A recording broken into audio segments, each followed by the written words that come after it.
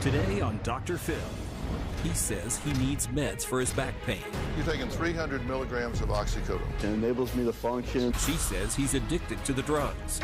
Do you shake a pill bottle and say, is this what you're looking for, junkie? I have done that. And under what theory is that helpful? I never said that it was helpful. Don't be sarcastic. I'm asking you a legitimate question.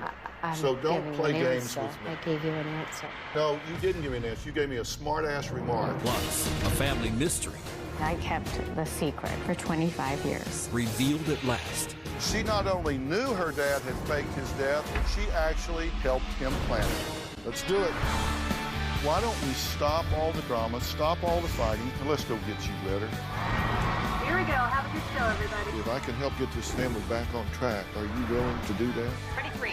Take it. This is going to be a changing day in your life. Blood is thicker than water, and family always comes first, right? Well, that's not the case with today's guests, who are struggling with secrets, betrayal, and shocking revelations. Jody says her husband Glenn has been lying to her for years, and that the man she once loved is nothing but a drug addict looking for his next fix. My husband is a drug addict. He is addicted to Oxycontin, oxycodone, and methadone. This is the second out of 4 oxycodone that I'll take today. Tonight, I'll take an 80 milligram that actually knocks me out. Glenn has been using drugs for about 7 or 8 years. I have only known about it for 3 or 4. Glenn has lied consistently to me. He goes to doctors behind my back. I do judge him. It wasn't until I got an insurance letter in the mail that I first saw the word Oxycontin. Glenn just quickly went into his rationale. It is medicine. I need it for my back. I am not a drug addict. This is what a script looks like. It's cost about well over $1,000 for 60 pills. The amount of drugs that he takes is no different than a regular addict. The Glenn that I married was not a liar then. He was not sneaky. This Glenn is not somebody that I recognize anymore. I would notice cash missing and ask him where he spent it. He would make up things that really made no sense. But I realized that he was paying cash for drugs. Glenn always tells me that I am not very sympathetic to his situation, that if I had cancer, would I kick him out because he's on chemo. I have met with a divorce attorney to find out what my options are. If something doesn't change, I'm going to lose my mind. I can't do this anymore. Glenn says his wife is the one who's lying and being deceitful, and he hates the person that she has become.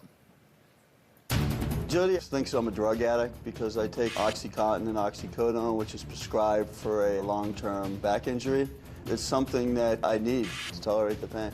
So I take 1 Oxycontin in the morning and 4 throughout the day, and another at night. I'm gonna have to take my medication pretty soon. Jody was lying about me taking pain medication and her not knowing. She really doesn't have any sympathy. Jody hasn't said a nice thing to me in the last 5 years. Calls me a piece of a loser, a drug addict. Jody has absolutely poisoned the kids. She shakes the pills and said, you know, hey, drug addict, is this what you want? You need your fix? In front of my kids. When I heard that she filed for divorce, I was totally blindsided, and I slept in the truck stop for 5 days, no food, no money, nothing. And I came back and walked in the door, and she told me that she's gonna call the police. She said that, don't eat my food, and that killed me. September 4th was our 24th anniversary. I don't think you throw away 24 years so easily. Okay, look, this is you guys are in a real pickle here, right? I mean, the tension between the two of you and what this is doing to your family has gotten to a critical point, correct? Yes. So if something doesn't happen to change, this whole thing's going to fall apart. Absolutely. Correct. All right, now, do you want this to work? Do you want this marriage to work? Do you want this family to stay intact? Or are you past that point? If he can admit that this is a problem and get help, then I will stay here to support him. If he continues with the same, it's medicine, it's what I need, I can't do this anymore, and I won't. All right, and what do you want? Well, I love my wife more than anything. I think that it's It's a legitimate, I have a problem. I'm in pain now on the medicine. And I get it prescribed from doctors. They certainly don't hand this out like chiclets these days. And, you know, she just does not want to understand that or does not want to hear that. She's been to the doctor with me once over the past 20 years. And, you know, so it's a tough situation. I mean, it's something I need. But when you're called a drug addict over and over in front of your kids, it's kind of tough. Well, he says that you have been very difficult to deal with about this. And tell me, what do you guys want from me? Listen, because I'm going to tell you what I want from you, but I want to know what you want from me.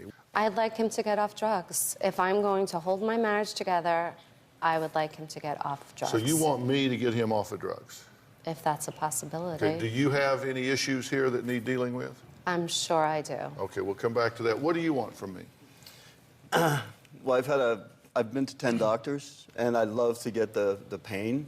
You know, I'm not a paraplegic. I would think that my back in one way or another could be healed or fixed, or somehow the pain could be alleviated, so I hate taking this.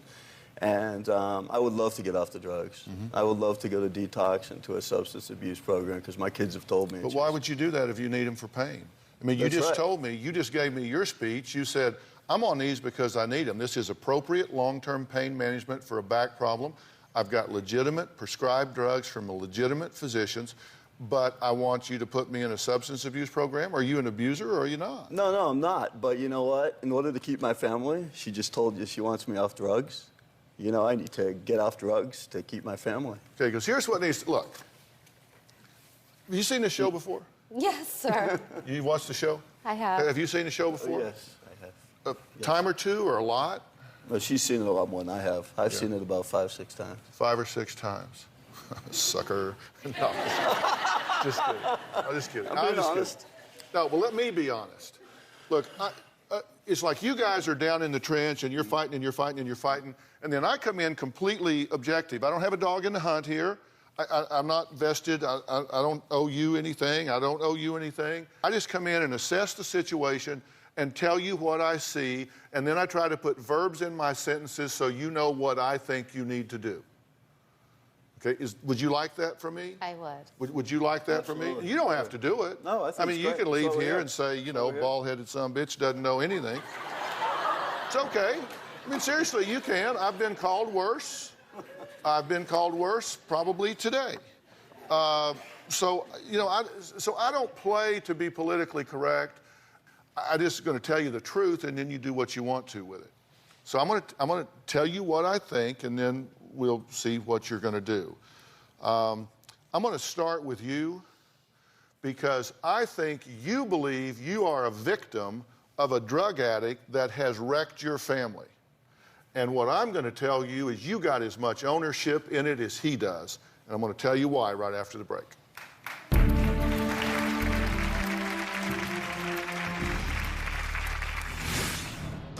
Don't be sarcastic. I'm asking you a legitimate question. So don't play games with me. I gave you an answer. No, you didn't give me an answer. You gave me a smart-ass remark. This whole issue with my dad affects our relationship. I wish that the drugs didn't exist. I wish he didn't have to take them. What are you taking this semester anyway? That is the reason why everything is the way it is. We are definitely put in the middle of our parents arguing, of our parents' marriage. They talk through us. Yeah. They don't talk to each other. We're dead center. Half of our conversations are talking to each other to come up with plans to get them to not act like 2-year-olds for 2 seconds. I want my mom to be happy. And I think she's come to terms with the fact that maybe it's not possible. It's going to tear us apart if we're forced to choose sides. We're talking about families torn apart by lies and deceit. Now, you just saw Jody and her husband Glenn's 2 oldest sons, who both say they worry about their father's addiction to prescription drugs, a secret he admits to hiding from his family for years. They also say they feel caught in the middle of their parents' marriage drama. You know, I said I think you got some ownership in this. Do you call him a drug addict, loser, piece of in front of the children? At times. Okay, so tell me, why are you... Oh, my God, every day. No. Every day. Every day. Do you do it on a regular basis? At times. Are you verbally abusive with him? I give as good as I get.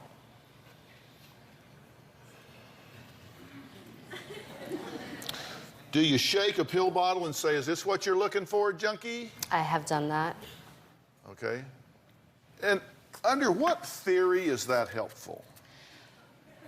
I never said that it was helpful. There is no manual on how to deal with somebody that has disengaged from you due to drugs. And I get very, very frustrated.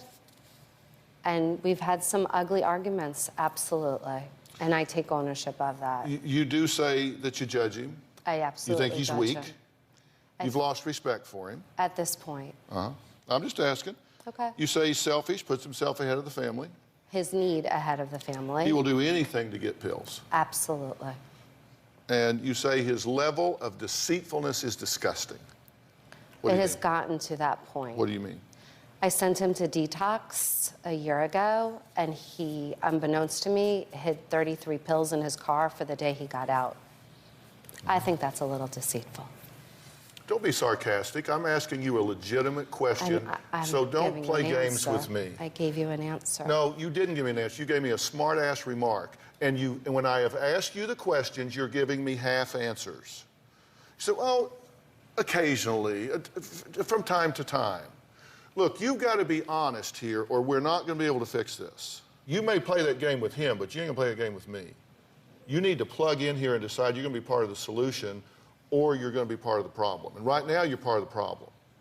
And I need you to own it. You've gotten to the point where the most honest thing you could say is, you know what?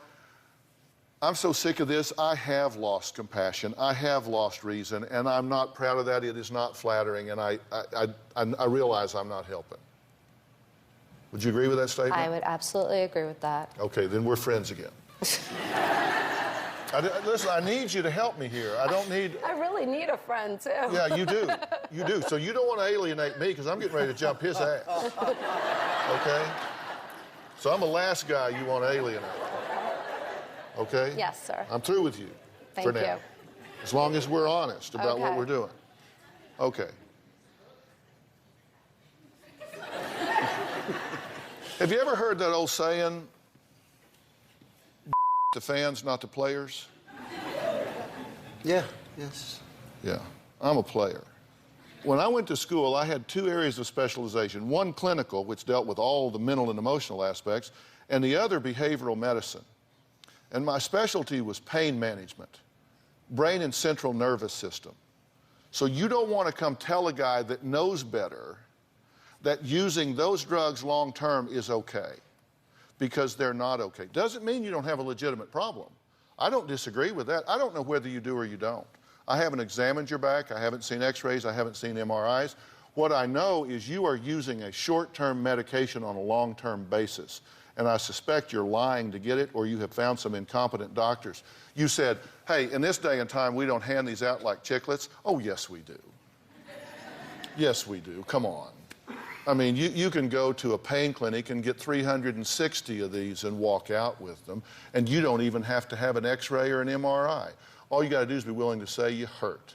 And the fact that you get them from a doctor makes them no less toxic, makes you no less addicted. I understand what you're saying. I mean, you want me to speak and respond? I have gone to spinal clinics throughout the... I've gone to spinal clinics throughout the country. I mean, I have discs that need surgery to be replaced, okay? I do not doctor shop. I don't even drink. I do nothing else. I don't want to be on this medicine. I would love to be off this medicine, okay? I would absolutely love to be off this medicine. But if I'm in agony when I'm on the medicine, how will I feel off the medicine? Taking these drugs long-term is not a legitimate solution. By the way, do they work? Yeah, I guess they do. You said you're still in agony. Well, I'm not in agony. I can function. It enables me to function, But actually, you know what? Honestly, Dr. Phill, what's happened is when you build up a tolerance to this medicine. 10 years ago when I first started taking Percocet, it wasn't nearly as effective on my personality as it is now. When you're taking 300 milligrams a day of oxycodone, it does affect your personality. It does affect your ability to perform your job. You're taking 300 milligrams of oxycodone. Oh, totally, Yeah. total. Well, you know, I just recently had shoulder surgery, and I will admit I don't drink or take. I haven't had a drink in 45 years. I don't do drugs. I don't drink. And they gave me, Robin will attest to this, they gave me 5 milligrams. And they said, you know, when the numbness wears off, you need to take this. And so I did. I took it. And it was like 1 in the afternoon, and I remember saying, I need to get up and go downstairs. And I didn't go to sleep. I just sat there. And then I looked at my watch and I said, it's 4:30. I need to get up and go downstairs. I've been sitting there for 3.5 hours staring at the wall on 5 milligrams, to the point, she will attest, I said, I just can't take these anymore. You're just going to get me an ice bag or something. I'm a zombie. On 5, you're taking 300. Correct. Are you kidding me? That means you have built up a tolerance to this medication that it is no longer even remotely doing what it was intended to do. It's no longer a treatment for your back pain. It has just become something that you've developed a dependency on. It isn't helping you. You need something that will help you for this, and that's not it. Okay, that's why we're here. But I'm just telling you the truth. I mean, all right, let's take a break, and then I'm gonna say what I think needs to happen next. I will be clear. You will not have to guess what I think.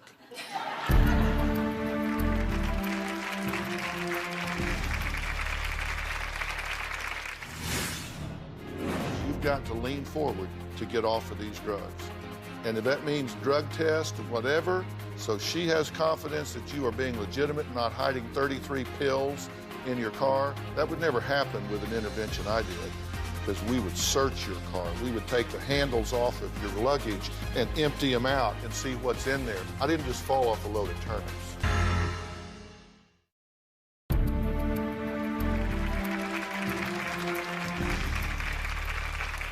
Well, I'm back with Jody and Glenn, and what we're dealing with here is what I believe is an addiction to prescription medications. And people seem to think that if you get meds from a doctor, a legitimate doctor with a MD and a sheepskin on the wall, that it's somehow different than if you buy them on the street.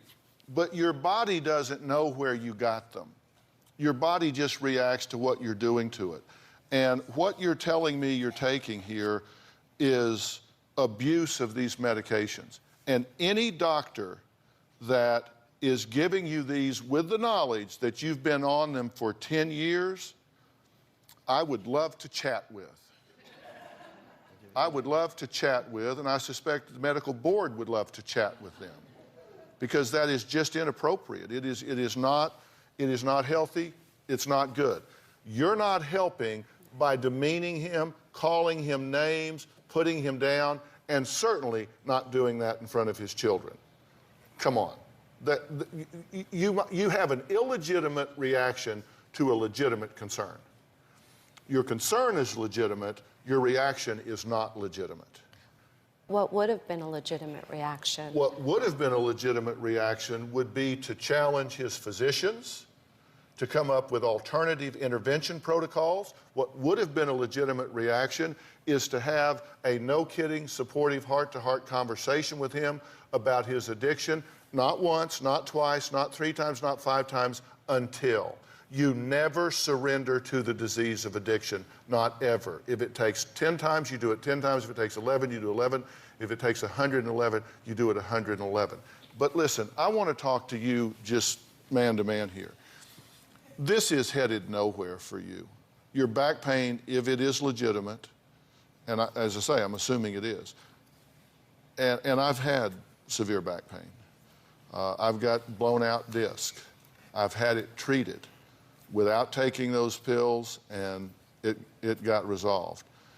And, you know, we're like a couple of women. I'll show you yours, you show me mine. I got this scar over here, and see this here. I'm gonna bet mine's as bad as yours, but everybody's different. If you have the problem, you deserve to be free of it. I know how it just wears you out. It just, I get it. You're just miserable. You shouldn't have to suffer with that.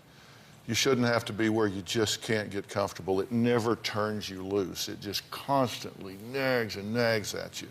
And you get tired of that, don't you? I get tired of that, and I get tired of the effects of the medicine as well. Yeah. You get tired of that kind of being in half trance? Yeah. Now, I don't know what needs to happen here, but I believe half the solution to any problem lies in defining it. And if you will work with me on this, I am willing to get involved with you and help figure out what's going on. Now, there is a neurosurgeon at Cedars Hospital, and his name is Dr. Patrick Johnson, and I believe he would probably be on the short list of the best neurosurgeons in the country, and he specializes in spine and spinal pain. He is the best there is. He's my doctor. I've used him. He's been an expert on the show. He is the best of the best. And I don't want to just get you off of the drugs and then leave you writhing in pain. If it's legitimate, that's just trading problems. That's not what I want to do. I want to find out what is really wrong with you and find out what the appropriate treatment protocol for that is. And the first thing that's going to have to happen once that's done is you're going to have to get off these drugs, you're going to have to detox, and you're going to have to use alternative interventions.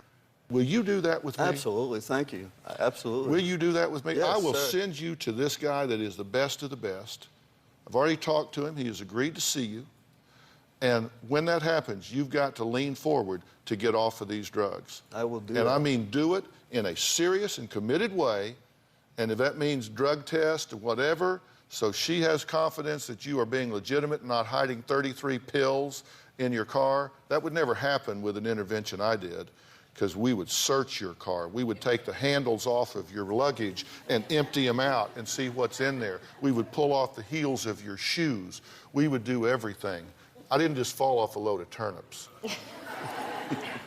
But you get involved with me, you're going to wind up off the drugs and with answers about your back. Well, thank you Serious. very much. All I right. appreciate it. Next, a woman who says the unthinkable happened to her husband at the hands of the most unlikely person. He was sitting outside of his garage, him and his wife, in lawn chairs. My daughter came running to the house saying so-and-so shot Dad.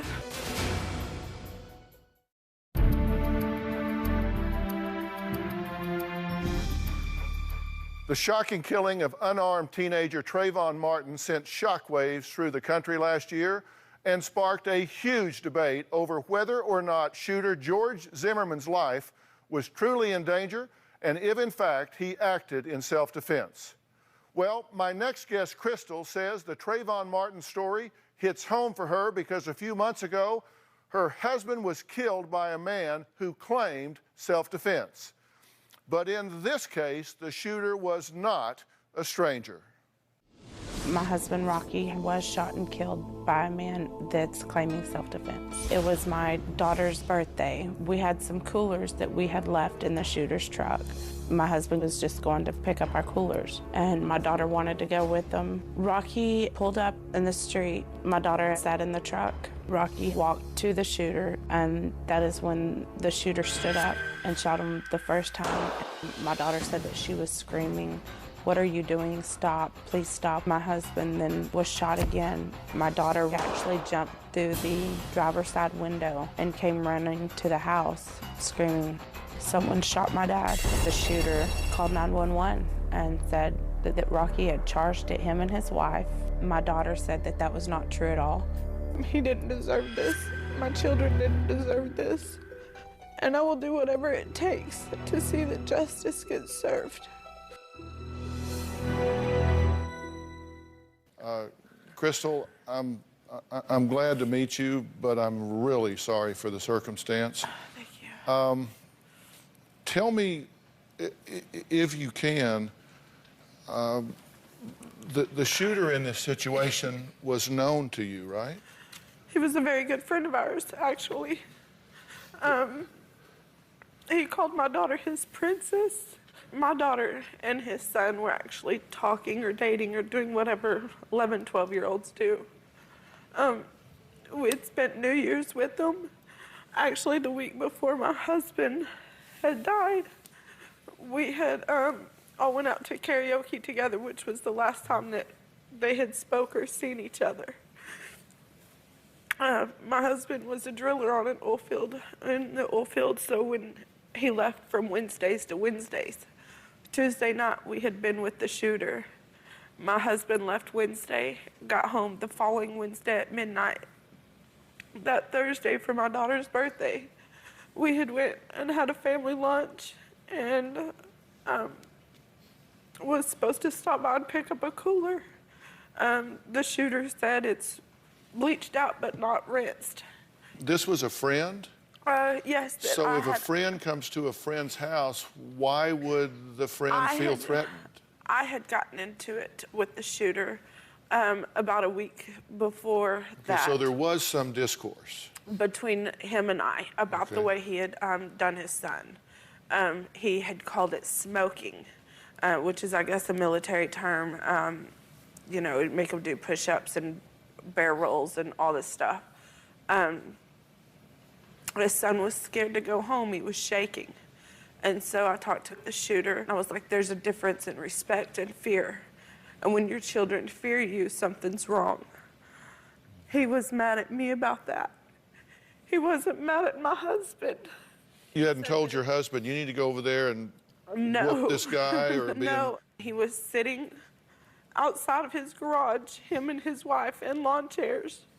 My daughter came running to the house saying, so-and-so shot Dad. So-and-so shot Rocky. Someone help me. My daughter and I, the 11-year-old, were sitting outside and heard multiple gunshots. Be right back.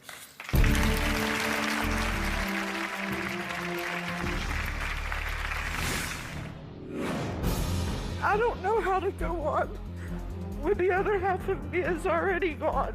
We're just at a standstill. We don't know what to do or how to live without him. He was our hero.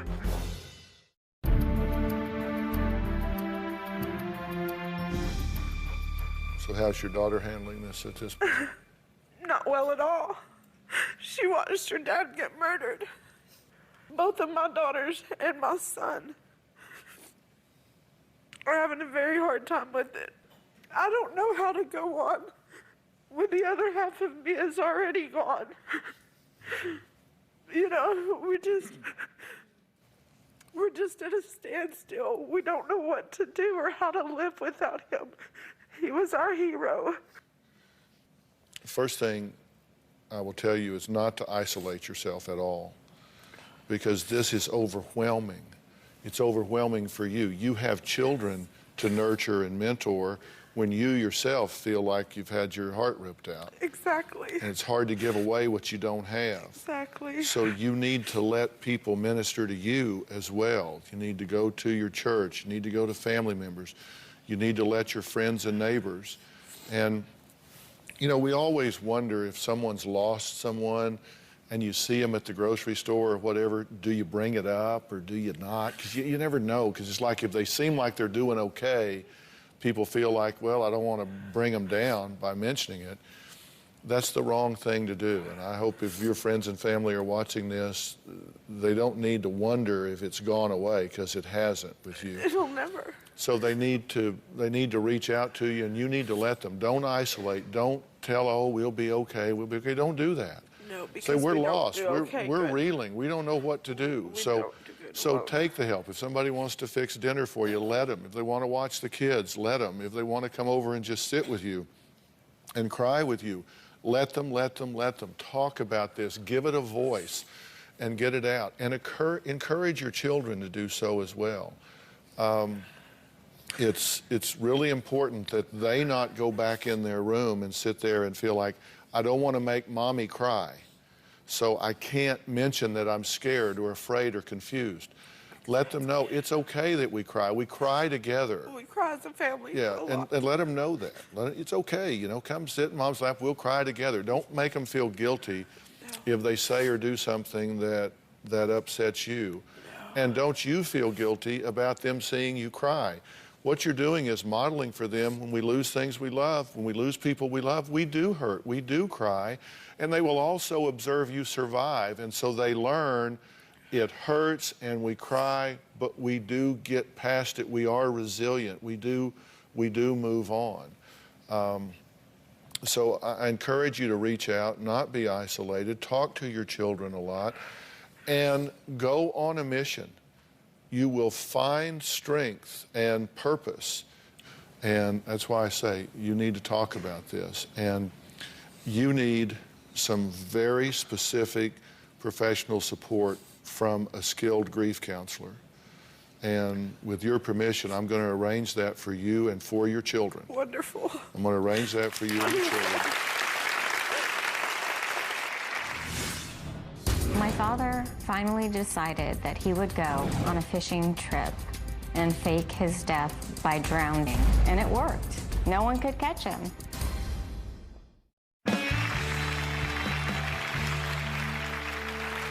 This story made national news and even appeared on Unsolved Mysteries 25 years ago. Take a look. Detectives say Robert Arcieri carried on a life of crime in the 1980s, has been arrested nearly 25 years after faking his own death. I couldn't believe it. The man was hiding a big secret, living a double life. State of Arizona versus Robert George Arcieri.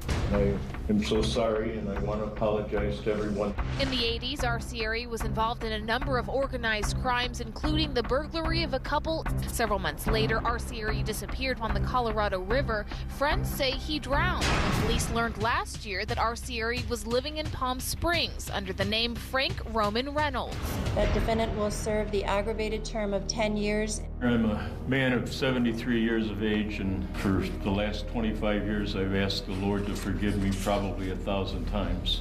The convicted con man pleaded guilty to solicitation to commit murder, armed robbery, and conspiring to commit theft. You never know who your neighbors are. Well, today, for the first time, Robert's daughter is exclusively speaking out. She is here to admit that she not only knew her dad had faked his death, but she actually helped him plan it. My father was going to go to jail for 25 years, and he told me he couldn't do it, so he needed to fake his death.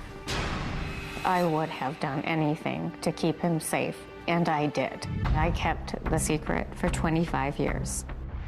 I know that there were two sides of my father. However, the only side that I really saw was my father, who was great, and I loved him more than anything.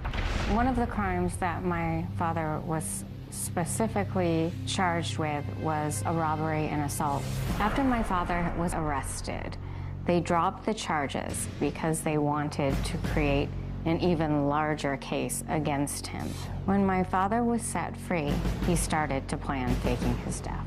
My father told me several different scenarios of how to fake his death, and some of them were just too unrealistic.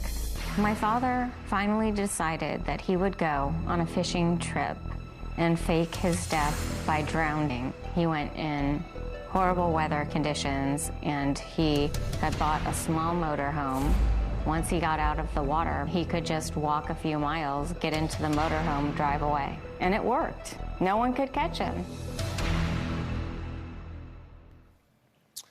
Well, for 25 years, Christine knew where her father was when no one else did. So why did she turn him into the police only a year ago?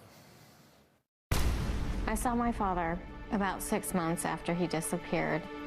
I was so happy to see my father again, but I couldn't have imagined how it would have affected the rest of my life. I was very torn, and I felt extreme guilt and shame. I had to lie to everyone to cover up for my father. I was living two different lives because I was visiting my father, but then I'd go back to my life, and it caused me to have anxiety attacks and depression. When I would go to doctors and try and get help, I couldn't even tell them because my dad had warned me, if you tell anyone about this, they might be obligated by law to actually tell the truth. We were paranoid that people were listening, and it turned out that when they finally caught my dad, they had tracked me by my cell phone and by Facebook. The police harassed me so much, and I've never had a mental breakdown like that, but it was horrible. I finally just broke and told them my father was alive and was in Palm Springs. After being coerced into turning him in, I feel so much shame that I don't even know how to describe it. I would give my life. I would do anything to turn back the hands of time. You said you feel guilt and shame Yes, and regret for turning your dad in after 25 years. And the only thing I want to talk to you about is I want you to let yourself off the hook, because I want to tell you that if anybody should feel guilt and shame, it's for your father involving you in this kind of subterfuge for 25 years. Who does that? Seriously, who does that? A father's job is to protect and nurture his children. A father doesn't go involve his daughter in some felony fraud against the government and then involve her in it so she carries that burden for 25 years, and then she finally collapses under it and then gets to spend the rest of her life feeling guilty because she couldn't shoulder the burden? This isn't your fault. Well, it kind of is. Yeah, I know. Well, see, that's what I need to get over. Yeah. You're a lot smarter than me, and I really need to get over that. Well, I don't know about that, but yeah, I don't know. I don't know if I'm smarter than you, but I'm smart enough to see, because I'm not involved in it, that the inappropriateness here was your father involving you in this, and that was not appropriate for him. It shouldn't have been done. And you need to do two things. Number one, give yourself permission to feel free of that burden and recognize that at this point, you can just live your life. And if your family wants to be mad at you, if your family wants to be upset, let them walk in your shoes for 25 years carrying that secret. Let them judge you then, okay? They haven't earned that right. They didn't carry that burden. They did not carry that burden. They didn't carry that fear and that guilt that you're going to slip up, that something's going to happen. They didn't go through what you went through. They didn't get in that position at that time. They didn't get browbeat for that period of time and finally cave in. And so let them watch this. Maybe they'll feel differently about it. Gosh, I hope so. Okay, I do too. We'll be right back. Coming up, tips on how to make peace with your past. Whether someone wronged you or you made a decision you regret, forgiveness is what you do for yourself and not for other people. Here are some tips on how to make peace with your past by choosing forgiveness. When you're talking about forgiveness, you need to understand that it is a choice. Okay, this is not something that just washes over you someday and you feel delivered from pain and anguish. You choose to let it go. You choose to stop dealing every day with the bitterness and the hostility. Understand that you don't have to give your power away to someone that has hurt you and lock yourself into a bond of bitterness and anger with them every day. Don't cling to negative feelings. Make the choice to set yourself free. It doesn't mean that what they did to you is okay. It doesn't mean that they get a pass. It just means that you say, I choose not to spend the rest of my life locked in this bond of hatred with you. And understand, there is no right timeline for recovery. Everything is individual. Give yourself time to move on, but make the choice and take it one step at a time. You can't change the things that happened in your life, but you can decide how you interpret and respond to them. That's your power, and I'm asking you to seize that power and use it in your life starting today. I want to thank all of my guests for being here today, And I hope this is a cautionary tale for you in your life, because I want you to choose something different starting right now. That will make doing this show worthwhile. Thanks for being here. You can find me on Twitter. You can find me on Facebook. You can always find me on the message boards at drphill.com. We'll see you next time. Thanks,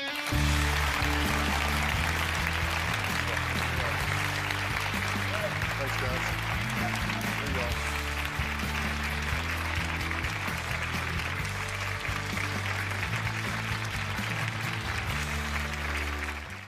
Today on an all-new Dr. Phill. Everyone is trying to scam me. They know you're looking for a job, right? I got an offer letter. They said, you have to download this app. I gave them my banking information. My boyfriend said that app has been used for scams. New ways you're being scammed. The man identified himself as a deputy. He said that I had missed jury duty and that I'd be booked in a holding cell or I could pay a citation. How much? $2,200. Plus, singer and songwriter Catherine McPhee and Grammy Award winner David Foster. They have some very exciting things to share. Thank you so much. Let's do it. Have a good show, everybody. Here we go. This is a safe place to talk about hard things. Stand by. We'll count you down. Today is going to be a changing day in your life. 5, 4. Get ready to take care of you.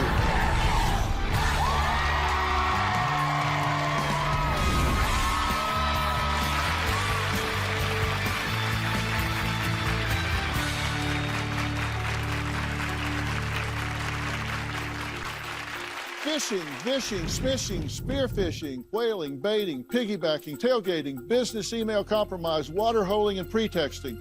All forms of social engineering. Ways for criminals to exploit your trust, your fears, and your mistakes.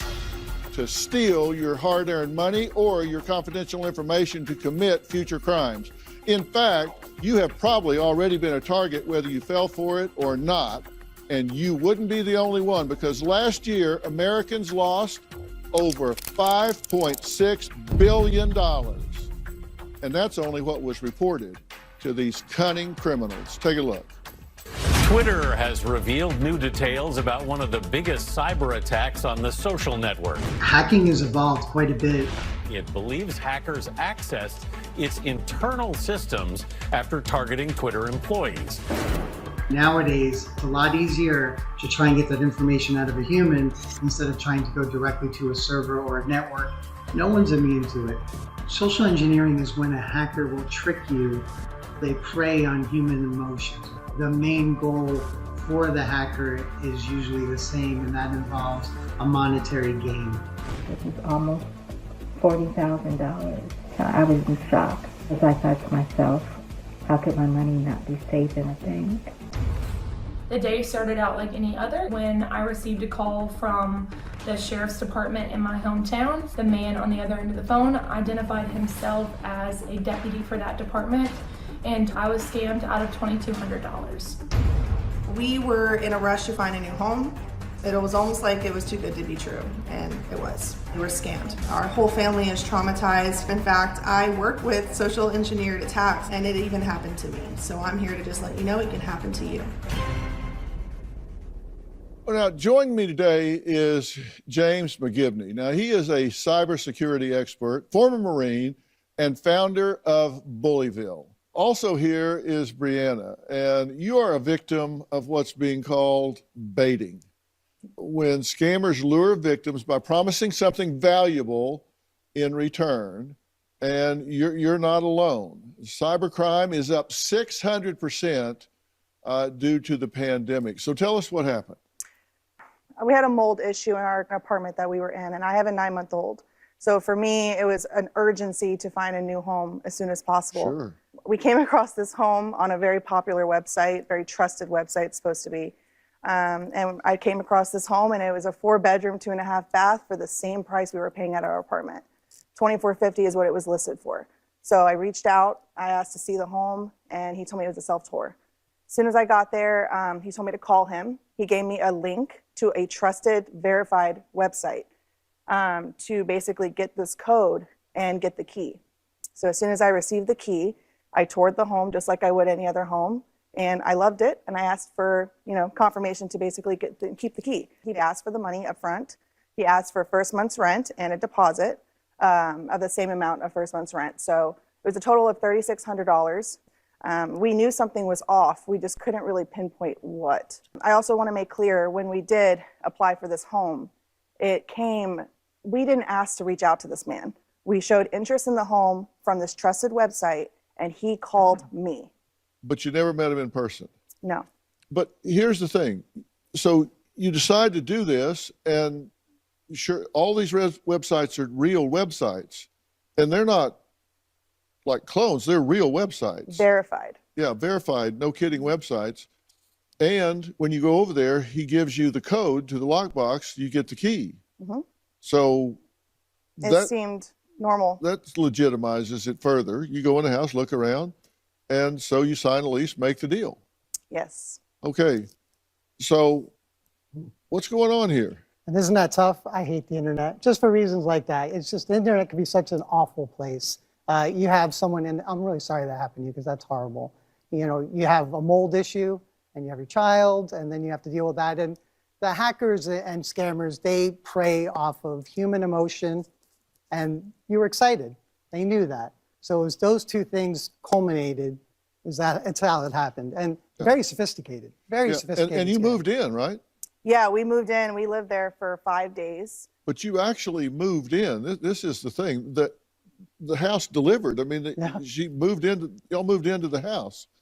And then he started nagging you for more money? Yeah, so he was actively reaching out afterwards. It's not like he, took the money and ran. This was a situation where he stayed in contact, and he asked us for more money up front, claiming that his daughter had leukemia, and that he wanted the money basically to help her. Okay, and he said the transaction didn't go through. Yeah, so our bank actually... So he was going to cancel that, and you Yes. pay it again? Yeah.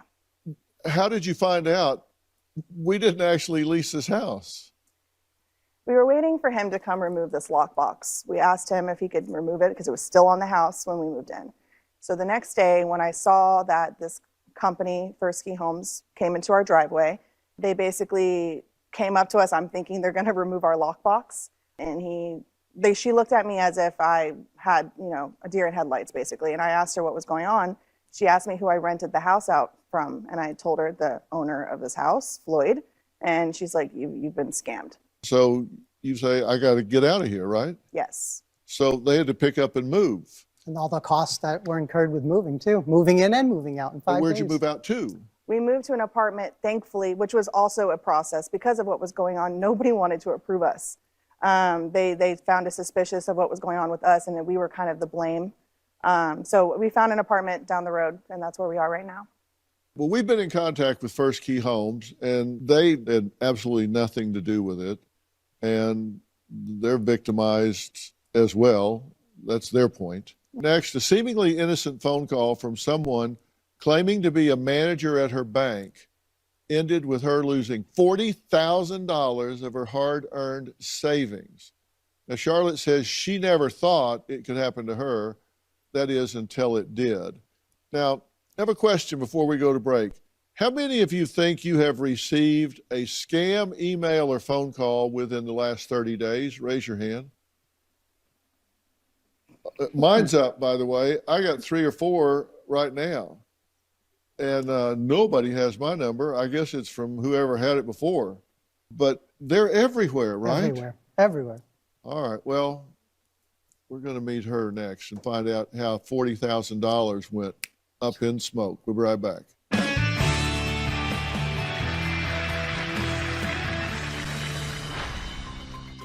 I spoke to the customer representative, and she said, it's as you feared. Wire transfers are trying to go out from your account. And I got freaked out, and she suggested that I cancel my account. I immediately went to the branch, and even while I was on my way, the scammers called me. I felt like I was being hunted. We're talking about ways that criminals exploit you and steal your hard-earned money or your confidential information to commit future crimes. Now, Charlotte's ordeal began when she received a call from a man supposedly named Gerald, who claimed he was calling her from her bank. What happened? I answered, and he said that it looked like there was some fraudulent activity on my debit card, and asked me if I'd made any transactions in Georgia. And I said, no, absolutely not. So then he said that he would cancel the card and overnight another one to me, and it might be a good idea for me to put two-factor authentication on my account, which I agreed. That sounded like a very good idea. And from that point on, the scam was on. He immediately had to verify me and sent me a code, and I read the code back, and then that set off a series of codes. What I realized later on is those codes were getting into my emails and my phone company, and so that I could not get any kind of notifications. Okay, so what's the red flag so far? There's a few. So basically, he took over your life. Right? He took over all your credit cards. He took over all of your login information. So the first red flag, it's tough though. You know, in your defense, he knew stuff about you already in advance. So where did he get that information from about her? Well, he probably got it on the dark web. So I can go on the dark web right now and get anyone's social security number in this audience in a matter of minutes. Okay, define dark web for people. The dark web is a smaller portion of the web. It's the wild, wild west. It's under no regulation, and it's where you can get credit card information about people. When you see that there's companies that are hacked, and all that information is usually dumped on the dark web. But where's the dark web? How do people get on the dark web? So you can't just get there on your own. You have to use a special browser to do so, to get on there. And there's a few steps you have to get to the dark web. I don't want to describe it now. No, I don't want you to, but I'm just saying. Yeah, don't tell these people that. No, dark web. Some fishy-looking people over here on the right. All right, so, but it's accessible. It's accessible, You and can find out especially how to do accessible it. to hackers and scammers. That is 99% of the time where a scammer or hacker gets your personal information is from the dark web. Yeah. All right, so they already have information about her, and that's how they called her. So they spoofed a number. So you saw the number coming in is from my bank, and it's hard to tell at that point. I mean, normally the recommendation I give to people is, okay, let me give you a call back, and then you call the bank back and verify that it is indeed them that's trying to contact you. Other than that, there aren't very many red flags in this specific situation. It's Up tough. till this point. Up until this point. And so he cancels your card, and what he was doing was locking you out, right? Exactly. All these codes then began wire transfer that Okay, I found out later as well. Now, they tried several wire transfers for like close to $50,000. None of them go through, but then later, like 20 minutes later, one goes through for $9,800, then one for $9,700, then the next morning, $8,900 and $8,900 again. So, and you'll notice it was under 10,000 for a reason. Yeah. That's what really triggers the bank, anything over 10,000. So these were smart hackers. well, they got you $800 back, right? Yeah. I got $800 back like a week or two later. What would you do if you got a call from someone claiming to be a sheriff's deputy saying you were going to jail if you didn't pay a federal fine? Now, that's exactly what happened to one young woman. So we're talking now, they're talking about threatening to put you in jail. We'll hear what happened to her next.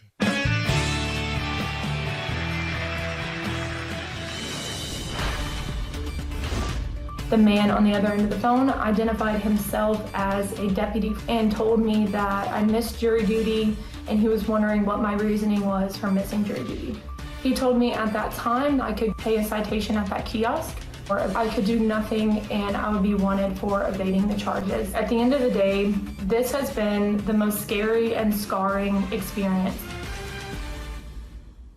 Now, in social engineering attacks, scammers often impersonate trusted officials like customer service representatives at a bank, a real estate agent, a manager at a reputable business, or a sheriff's deputy to con unsuspecting victims out of hundreds of millions of dollars every year. Now, Kaylee, I appreciate your being here. They told you it was a sheriff's office. They told you it was a bank and took you for 40. And by the way, your daughter was just getting ready to go to college, right? Yes, and they robbed from their accounts for both of my daughter's college accounts. So it wasn't just your account, they got into your My daughter's. two daughters' accounts as well. Yeah. See, these are just scumbags, and they don't care. When you got the call, what did it say? Did it have caller ID? Where did it say it was from? Yes, sir. It said Hopkins County Sheriff's Department.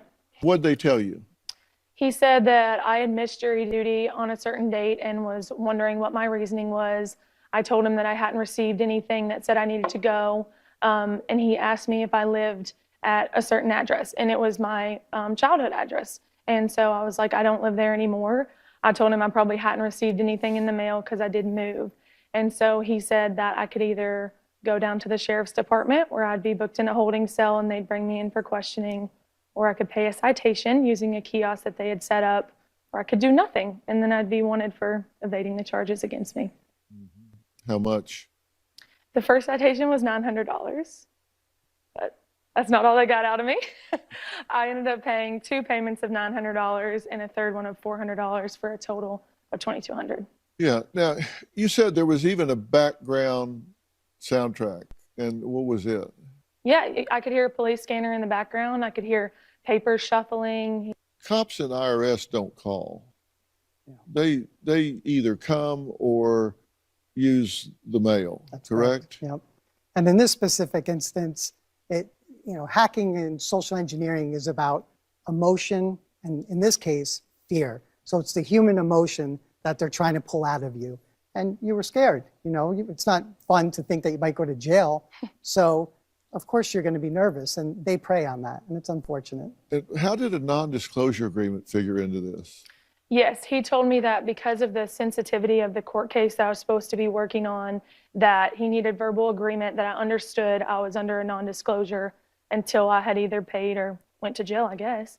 And then I couldn't get off the phone with him because then I would be wanted for evading the charges as well. Is there anything that you look back on now that you feel like should have set off a warning bell? Or does it all still look legit? At the time, looking back, I think that the Cash App probably was a red flag, using, those banking services and not something a little bit more legitimate. But in my perspective at that time, I didn't want to go to jail, and I was going to do anything that I could to get out of the charges against me. So I'm operating under the fear that I'm going to lose everything I've worked for. Yeah. Now, listen, this is big business, and these guys are sophisticated. Now, I'm telling you, when you look, we've broken it down by age groups and how much money is involved here. Just in 2021, the grand total was $5.6 billion of scamming people. So this is big business. And this is clearly underreported because most people go, I don't want to talk about it. Yeah, I'm fine. Yeah. I'm good. Which is why I really appreciate you guys coming forward and talking about this. So it puts people on alert, which means don't trust anybody. I mean, seriously, anybody that's calling and they want money or information, hang up. Yes. Imagine getting a call and on the other end of the phone is a loved one in trouble. You would do anything to help them. If you're a grandmother and this is one of your grandchildren and they're sobbing so much, you can barely understand them. Well, that's what happened to my next guest. We're going to talk to her next.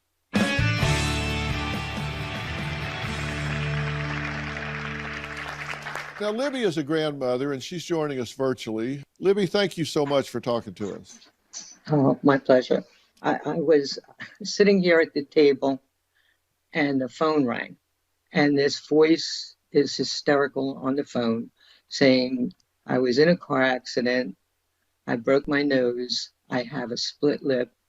And I need you to call my lawyer. And you can't tell anybody. And I said, Greg, is that you? And he said, yeah. Okay, so you inadvertently, you gave him the name.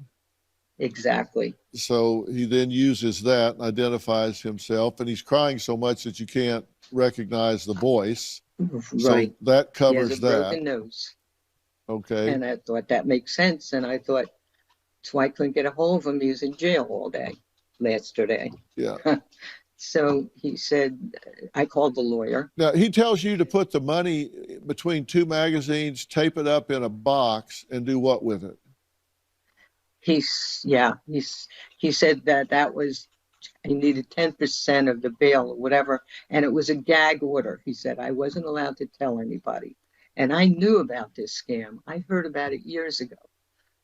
I couldn't think rationally at all. I was just shaken. So I didn't go to the curb. My oxygen only goes as far as the front door. I have cameras on my house. So I went to the front door, and then he came up, got the money, and went back to his car, threw it in the back seat. So the picture of his car and him coming up toward me was on the cameras. But did you get a license plate? I couldn't. No, we couldn't get a license plate. And even the firehouse down the street, they checked the firehouse, and afterwards, and they got a better picture of the car from the football field across the street, but no license plate. They said it's very difficult to get a license plate. So they haven't found the person yet? Yeah, right. How soon after did you talk to your grandson? A couple of hours. I said, when did you get out? And he said, what? And I knew. You knew right away. And I had a little bit of a gut feeling. Yeah. But I was too emotional to stop it. Your willingness to share this, I promise you, will re-up this in people's minds, and because this scam is going on right now as we're talking. I promise you, this is going on all over the country right now, and you know they have no conscience. This big business, as we just showed you.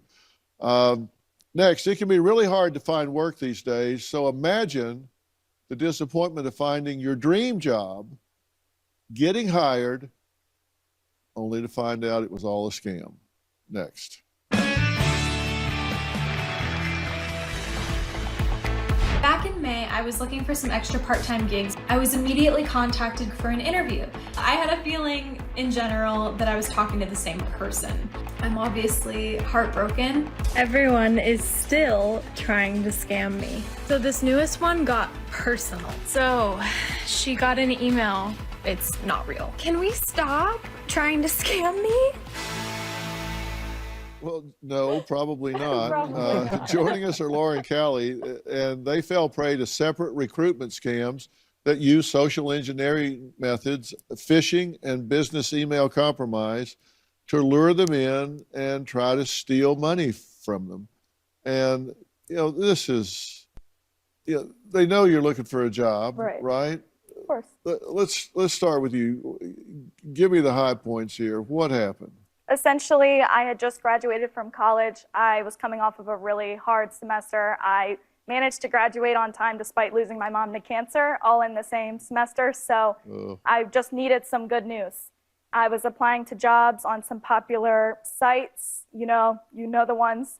It's easy apply. You can rapidly apply to so many jobs. I was like, how can I put myself out there? And I heard back from one company fairly quickly. They were really eager to talk to me and get the ball rolling with an interview. And they said, oh, but you have to download this app. Well, they contacted me by email. And they said, you have to download this app, though. That's where we do our interviews. And I thought it went really well. When did the other shoe drop? Essentially, then I got an email the next morning with my offer letter. Congratulations, Callie, you've been selected. Just being Gen Z and loving social media, I said, let me go on LinkedIn and tell all my friends and every colleague I've ever had that I'm now a social media manager for this huge company out in California. You know, I'm from the East Coast. I'm from a small town. I was like, Callie's doing some big girl things. So I was really excited. And then I'm doing my onboarding. And they said, okay, we're actually going to send you a check for your computer, your iPhone, and your printer, which red flag because social media managers don't ever need to print anything these days. I gave them my banking information for direct deposit. my routing number, my account number. They had all of that information. They had my driver's license. When they sent me the check was so horribly photoshopped. It looked so terrible. Like, I could have done it better if I was in like preschool. It was terrible. And so I called my boyfriend who works in cybersecurity, and I was like, hey, question. What do you think about this? And he was like, he did about 3 minutes of research, and he said, that app has been used for scams exactly like what just is happening to you. Like, stop what you're doing, go to the bank and close your account. So got in my car, didn't stop once, went to the bank. I'm crying in there. I'm like, please, I gotta cancel my account. Luckily, the only thing I was robbed of was my dignity and pride. No money was lost.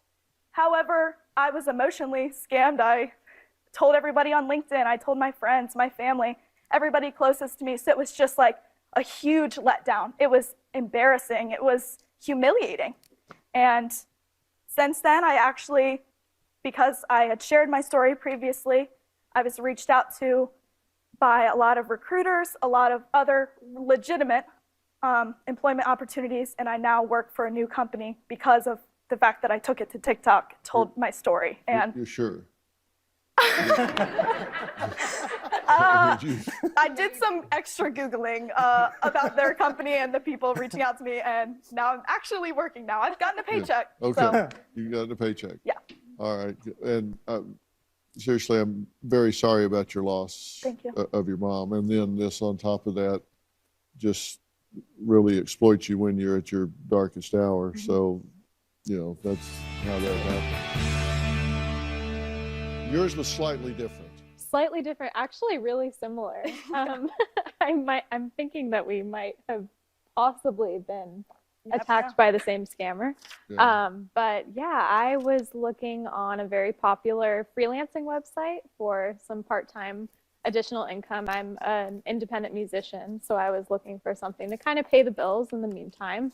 And I found a listing for a proofreader at a really well-known food brand company that I love. I applied and they immediately contacted me for an interview. And my interview was done on a social messaging platform, a really popular one, all over chat. And now normally I would think that's a big red flag that I'm not talking to someone, not speaking to someone on the phone, but I've done countless jobs on this website as a freelancer without ever talking to someone face to face because that's just how it's set up. So I went for it and they conducted a very involved interview. I was feeling a little uneasy about the situation and I looked up the women who were interviewing me and both of them were on LinkedIn. The profile pictures matched. They were both legitimate people who worked for this food company. So it was very... And how did they try to get to you? So they basically did the same thing that happened to you. It was invoicing me for a computer with time tracking software through an outside vendor. And they said they needed to know if I had a mobile banking app. That was all they asked me. And from that point on, I demanded a phone interview or a video interview because I didn't trust who I was speaking with. Yeah, so bells went off. Yeah. Yeah. And this generates a lot of money. This one works a lot, right? This works. My daytime job, I'm the senior director of cybersecurity for a multi-billion-dollar company. And I've seen it at our company. Wow. You know, I guess the rule of thumb, when you really think about it, is just assume that everyone on the internet is trying to harm or scam you. Yes. And as long as you go online thinking that in advance, it'll be a better experience. And trusting your gut. Like, I think there were so many little things that were easy to not read into and to brush off. Like, the position was for a proofreader and there were very few grammatic errors. Yeah. So it was very legitimate. Yeah. Well, guys, just be aware, and coming into the holiday season, you know they're out in droves. That's true. You know, and like you had said earlier, and you're dead on, you just got to go with your gut. And if you feel like something's wrong, chances are it probably is. And Google's your friend for the most part. For the most part, yeah. But just be aware, be careful, be cautious. Yeah. All right. I want everybody to stick around. When we come back, I'm going to catch up with some good friends, David Foster and Catherine McPhee. They have some very exciting things to share and a special holiday performance from their new Christmas album. That's next.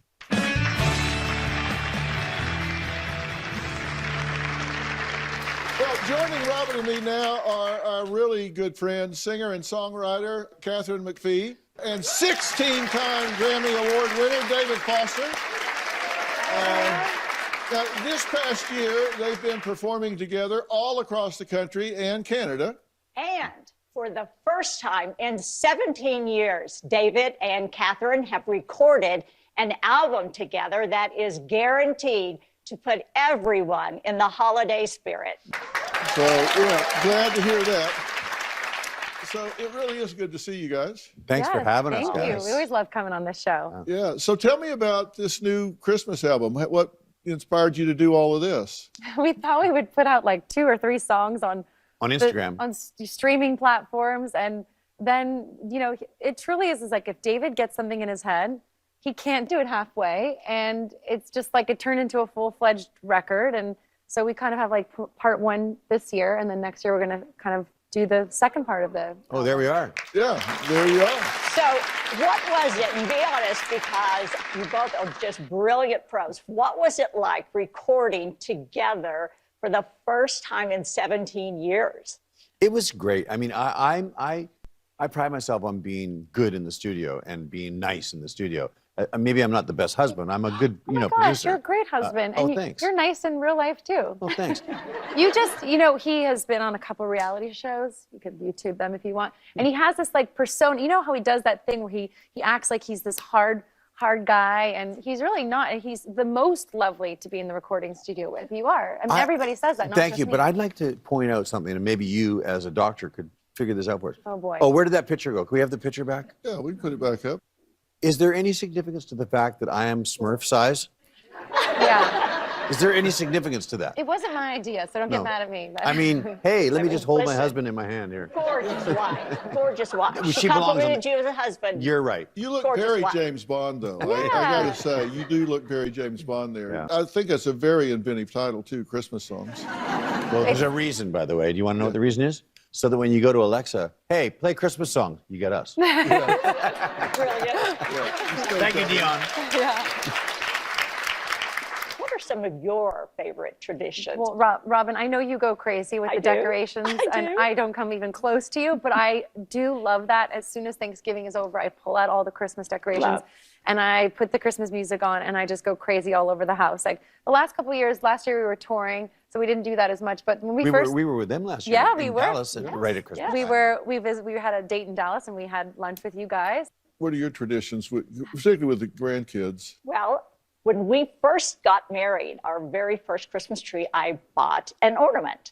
So I have done a new ornament this story. for us on our tree every year. So that's 46 ornaments. Wow, 46. Wow. So with both children, I started an ornament, and with our grandchildren, I've started an ornament. You that have 4 reflect now, right? That Yeah. year. Yeah. You know what? My So- mom sort of does that too, so I should start doing that. Yeah. Yeah, and boy, those get packed away, too. Yes, and I they mean, come you'll out get a every box year. out, and it's real light, and you open it, it's got bubble wrap I down, know. and then it's got like It's smaller and smaller. year number 3. And it's 43 years old, but it's that one we've had forever, and it goes back. Amazing. So cool. And then you Amazing. got them for the grandkids. I do, Yeah. yes.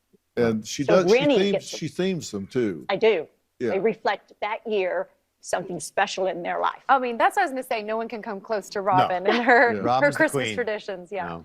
Catherine, tell us all about your new jewelry line. Oh my gosh. KMF, because I think it's brilliant that you've launched it just recently, right before the holidays. Right. Yeah, I did launch Hint, it right before hint. the holidays. Exactly.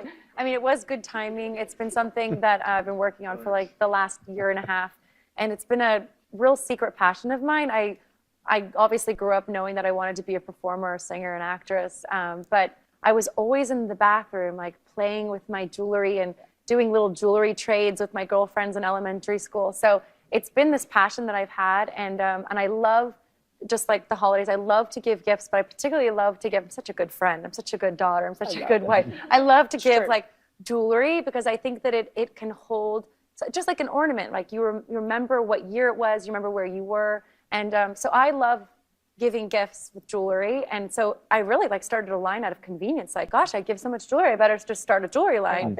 which reminds me, Hallie and Laura, I'm so sorry to hear your story. I heard about it, and I wanted to give you a little symbol of love to remind you that you are still loved, even though there's not always great people out there. And as amongst the other women, your stories, I have a little 18-karat overlaid rose gold heart necklace that we're going to gift to you guys. So thank you so much. It's nice to put a smile on the face after being scammed in terrible situations with the internet. And you guys have done great work to expose some of those people. Too, so it's just terrible. It's just terrible. Look, we've been talking about your holiday traditions, and you shared you have a new Christmas album just released. So how about you do a song for us? Oh, I think we shall. Yeah. Can we do that? All right, well, we'll let you do it. Okay. All right, performing Jingle Bell Rock from their new album, Christmas Songs, is David Foster on piano and Kat McPhee singing. So here we go.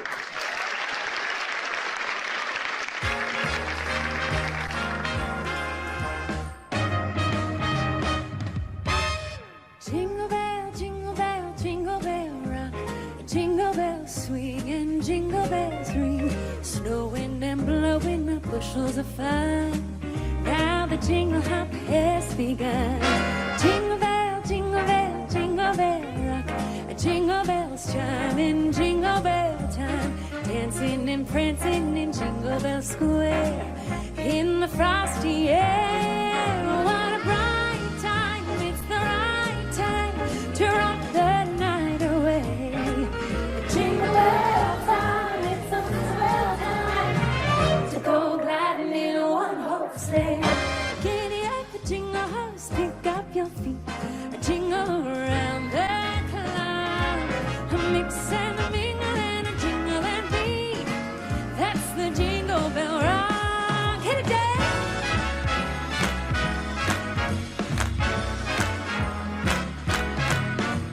Swirling and blowing up bushels of fun.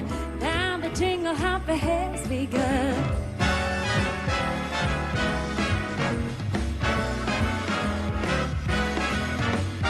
Dancing and prancing in Jingle Bell Square. In the frosty air. What a bright time. It's the right time to rock the night away. Jingle bell time. It's a swell time to go gliding in a one-horse sleigh. Oh, giddy up, jingle horse, pick up your feet. Jingle around the clock.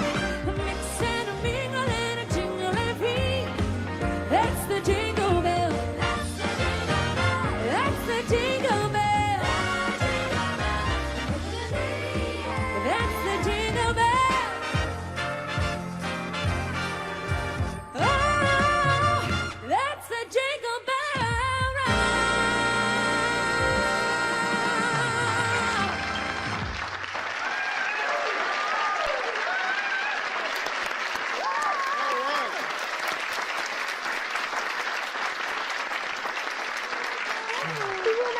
Thank you guys for having us.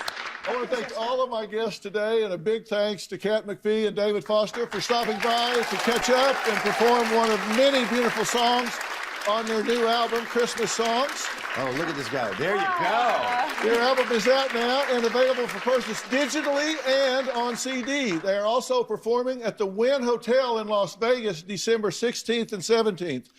And let me tell you, if you haven't seen these guys in person for a full show, it is an experience. You need to do it. Done it many times, and it is so much fun every single time.